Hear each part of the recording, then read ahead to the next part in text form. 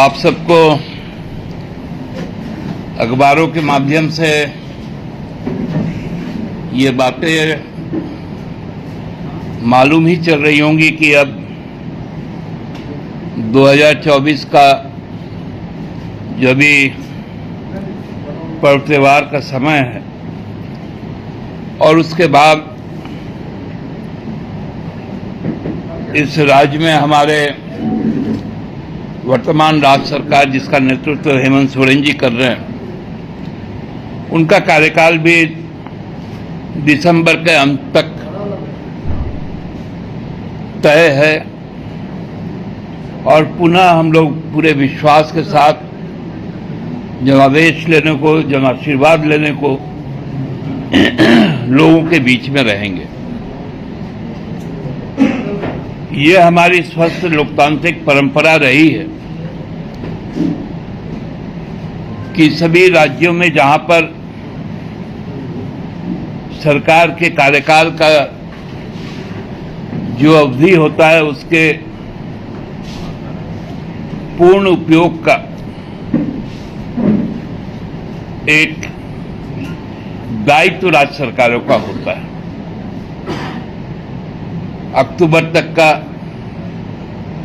कार्यकाल हरियाणा सरकार का था, इसलिए अक्टूबर के माह में हरियाणा का चुनाव पिछले 5 तारीख को संपन्न हुए और कल उसका निर्णय भी आ जाएगा। तत्पश्चात जो भी जनादेश जिनके पक्ष में होगा, ऐसे तो भाजपा का सफाया होगा, लेकिन जो जनादेश आएगा उसके बाद राज्य सरकार का गठन होगा। राज्य सरकार के गठन के बाद राज्य विधानसभा का भी गठन होता है, लेकिन कार्यकाल उसी को समझा जाता है जब सरकार काम करने लगती है या चुनाव की अधिसूचना जारी हो जाती है, माने फलाफल की अधिसूचना जो गजट होता है। तो पिछले बार भी आप लोगों ने ज्ञात होगा कि 23 दिसंबर को निर्वाचन का फलाफल 5वें जो विधानसभा का गठन हुआ था और छठा विधानसभा चुनाव के लिए फिर से होना है, वो 23 दिसंबर को आया था और 29 तारीख को हेमंत बाबू ने जन समक्ष ऐतिहासिक मोराबादी मैदान में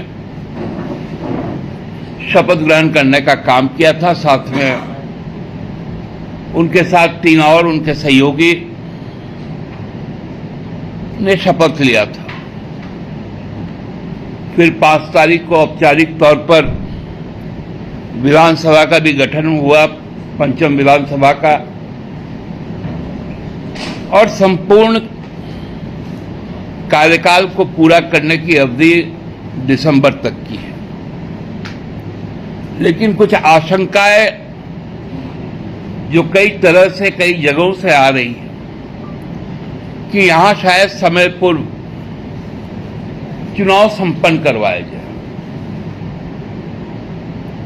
मैंने आज इसी संबंध में माननीय मुख्य चुनाव आयुक्त को एक पत्र भेजा है, मेल के माध्यम से। वो पत्र की प्रति भी आप लोगों को हम दे देंगे। हमने बहुत स्पष्ट कहा है कि विगत जो 23 सितंबर को जब चुनाव आयोग की टीम यहां आई थी,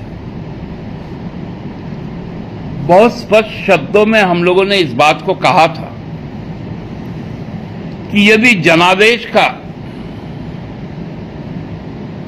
विपरीत जाकर कोई काम होता है तो वो न केवल अलोकतांत्रिक होगा वरना असंवैधानिक भी होगा, क्योंकि हमें जनादेश 5 साल का प्राप्त है, उसमें 5 मिनट का भी यदि क्षय होगा तो वो जनादेश का अपमान होगा। उनके लोकतांत्रिक भावनाओं को ठेस पहुंचेगी। तो ये जो आशंकाएं हो रही कि महाराष्ट्र के साथ नवंबर में चुनाव, हम चुनाव के लिए हमेशा तैयार रहते हैं, लेकिन हमारे कुछ महत्वाकांक्षी जो जन आकांक्षाएं हैं, जन सरोकार के काम, वो कहीं बाधित ना हो जाए। इसी आशंका के साथ हम लोगों ने आज उनसे आग्रह किया है कि हमारा कार्यकाल दिसंबर तक का है, आप हमें दिसंबर तक का पर्याप्त समय दीजिए, क्योंकि आपने हरियाणा के साथ भेदभाव नहीं किया। हम समझते हैं महाराष्ट्र के साथ भी भेदभाव नहीं होगा, किसी राज्य सरकार के साथ भेदभाव नहीं होता है, लेकिन यदि हमारे साथ भेदभाव होगा तो ये यथोचित नहीं है, न्यायोचित भी नहीं। इसी भावना को आप लोगों के माध्यम से राज्यवासियों को भी आश्वस्त करना चाहते हैं कि आप भ्रम की स्थिति में मत रहें।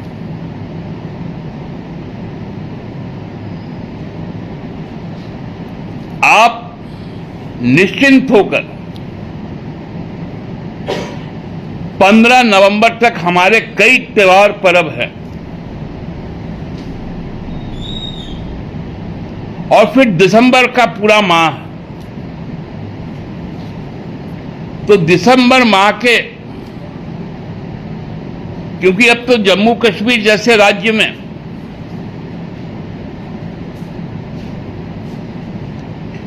जहां इतना अशांति था, दुर्गम पहाड़ियां हैं, वहां पर भी जब इतने कम फेज में, 2 फेज में यदि इलेक्शन हो सकता है, तो हमारे यहां तो हो ही सकता है। हमारा तो 81 विधानसभा क्षेत्र है, हरियाणा का 90 है, वहां 1 फेज में हो गया। इसलिए कोई हड़बड़ी नहीं। चुनाव आयोग आराम से तय समय सीमा पर चुनाव संपन्न करवाएं, और उसमें सबकी भागीदारी ज्यादा से ज्यादा हो। झारखंड नए कीर्तिमान बनाए वो मतदान के तहत, यही हम लोगों की अपेक्षा है। बहुत बहुत धन्यवाद। दादा, लेकिन 5 साल में जो काम नहीं हो पाया, जो जन आकांक्षी अति महत्वाकांक्षी योजना धरातल पर नहीं उतर पाई, तो 4 साल 11 महीना में वो 5 साल में कैसे पूरा हो गया?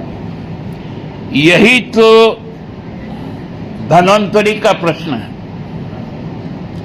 यही इलाज तो हम लोगों को करना है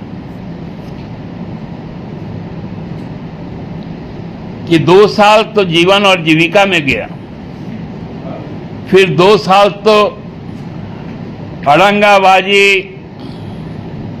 अराजक स्थिति, सरकार तोड़ो, पार्टी तोड़ो। अब जब लोकसभा का चुनाव समाप्त हुआ, तब जाकर काम करने को मौका मिला। इसलिए अब ऐसी दवाइयां हम लोगों ने ली हैं कि लोगों को सुखद अनुभूति हो रही है। धन्यवाद। बीजेपी कह रही है कि गोगो दीदी योजना से आप लोग इतना डर गए हैं कि सरकार से आदेश निकलवा दे रहे हैं फॉर्म नहीं भरने का। पांडे जी, यहाँ के लोग सीधे साधे हैं। ये भारतीय जनता पार्टी के लोग ठग प्रजाति के हैं। गोगो दीदी योजना का जब फॉर्म निकला है, उसमें लिखा हुआ पंजीकरण फॉर्म 2 हिस्से में है। आपने देखा है उस फॉर्म में कोई संख्या अंकित है क्या, जिसको रजिस्ट्रेशन नंबर कहा जाता है? ना। फर्जी है। और राज्य सरकार का दायित्व है फर्जीवाला पर रोक लगाना, उनका दायित्व है। जो फर्जीवाला को संचालन कर रहे हैं भारतीय जनता पार्टी के लोग, आप आवेदक को एक अधकट्टी दे रहे हैं, उसमें भी संख्या नहीं है। तो ये फर्जीवाला जायज यदि है, यदि बाबूलाल जी बोलते हैं कि नहीं हम फर्जीवाला करेंगे, उन्होंने ट्वीट भी किया है कि मैं भरवाऊंगा, हम पे मुकदमा कीजिए, तो बाबूलाल जी ये भी स्वीकार कर ले कि इस पूरे फर्जीवाला का मास्टरमाइंड बाबूलाल मरांडी जी। तो बीजेपी ये पूछ रही है आपसे दादा कि जब कांग्रेस करा रही थी लोकसभा में तो वो भी फर्जीवाड़ा कर रही थी क्या? अरे कांग्रेस से पूछिए ना। नहीं, आपकी सहयोगी दल है इसलिए। नहीं, सहयोगी दल है तो उन्होंने क्या क्या नहीं किया, क्या उस समय उनके ऊपर में चुनाव आयोग लोग नहीं गए थे क्या? आज इनको पेट में तकलीफ क्यों होती है? तो ये जाली पार्टी का जाली काम, लोग इस भ्रम में नहीं रहेंगे। वो एफआईआर का आदेश दे दिया है ना मुख्यमंत्री ने सारे डीसीओ को। तो आप मैंने अब तो धारा चेंज हो गया है, इसलिए धारा तो एग्जैक्ट नहीं बोल पाएंगे कि 420 है कि क्या है, कौन दंड संहिता आ गया है, बीएनएस ने क्या, तो भारतीय न्याय संहिता, क्योंकि अब 144 163 हो गया, तो 420 तो हम लोग जानते नहीं थे, इसलिए वो धारा कितना में गया बाबूलाल जी बता देंगे। वही धारा के तहत केस हो रहा है। आरोप लगा रहे हैं कि घुसपैठियों को सरकार का समर्थन मिल रहा है, सरकार बनेगी तो हम राशि लागू करेंगे। भैया मेरे शिवराज सिंह चौहान जी बहुत बड़का मंत्री है देश के। जो सीमावर्ती राज्य जहां उनकी सरकारें हैं, चाहे मणिपुर है, त्रिपुरा है, वहां एनआरसी तो लागू नहीं हुआ। आसाम में हुआ, उसका क्या हश्र हुआ? उत्तराखंड में प्रयोग करने गए थे, उसका क्या हश्र हुआ? काहे को यहां पर बार बार, यदि पंच प्रण ना क्या बोला था, जो प्रपंच है उसमें यह मुद्दा था क्या? कहीं ये डिफ्यूज्ड बम है। वो हम लोग जब बचपन में सुना करते थे और देखा भी करते थे कि आधा ईटा में आपको पेपर बांध के उसके ऊपर में सूतरी बांध के बदमाश लोग डराता था कि बम है, फेंक देंगे तो मर जाएगा। तो ये लोग वही आदमी है। दादा सवाल ये है कि बाबूलाल ने चुनौती दे दी है सरकार को, तो आप क्या कहेंगे सरकार को कि डरे नहीं, एफआईआर उसमें भी हो, या आप बड़ा नेता समझ के छोड़ देंगे? ये कौन बड़ा नेता है? कहाँ का बड़ा नेता है? देश अध्यक्ष है बीजेपी। वो तो बीजेपी का यहाँ क्या है, हरियाणा में क्या है? ऐसा ऐसा बोल रहे हैं। 1800 नेता बाहर से आ रहा है, यहाँ पर बीजेपी का प्रदेश अध्यक्ष।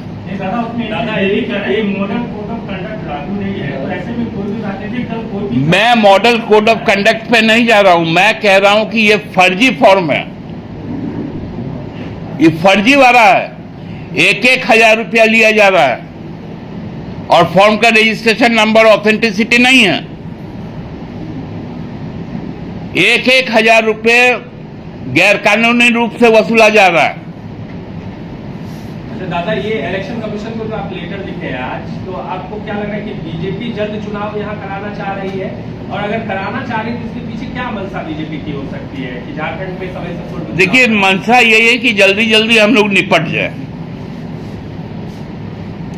जम्मू कश्मीर में निपट गए, हरियाणा में निपट गए, महाराष्ट्र में निपट जाएंगे, झारखंड में भी निपट जाए तो कुछ दिन मोदी जी इधर केंद्र में बैठ पाएंगे। ठीक है ना, आप लेटर काहे लिख दी? तो इसीलिए नहीं, हम लोग चाहते हैं कि स्वस्थ लोकतंत्र में एक विरोधी शक्ति रहे। धन्यवाद।